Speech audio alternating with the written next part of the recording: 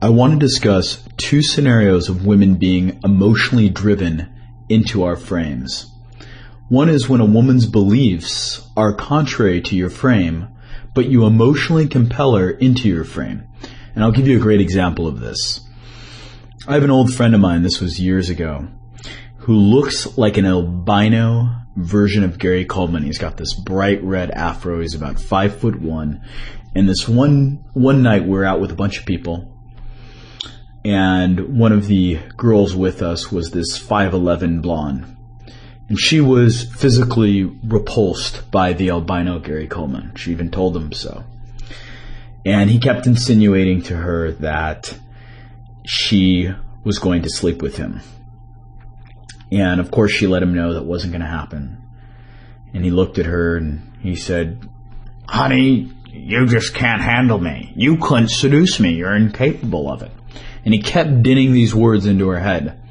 And sure enough, she was emotionally compelled to prove him wrong and ended up sleeping with him. She ended up in his frame. Another scenario of women becoming emotionally driven into your frame is when a woman rationally knows better to get sucked into your frame, but because of her conditioning, she ends up getting emotionally sucked in. I'm going to give you a great example of this. At least this is true with me. I don't know if it's true with you. Every so often, I'll be driving my car, and there will be a policeman behind me who will put on a siren to pull me over. Now, on a rational level, on a cognitive level, I know better. I know I didn't do anything wrong. It's not that big of a deal. But because I've been conditioned since I was a little kid that a police siren is something bad, my stomach clenches up, and I emotionally get sucked into being scared. The same thing is true with a strong father figure or authoritative voice. Most women have been conditioned since little girls to respond to their parental voice. When they hear that, they emotionally get sucked in. So I'll capitalize off of this.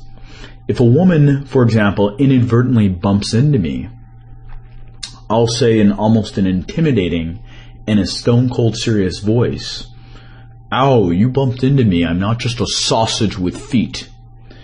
Now, on a rational cognitive level, she might laugh, she might think it's funny. But on an emotional level, because I'm using the strong father figure voice, she ends up getting sucked in to my frame.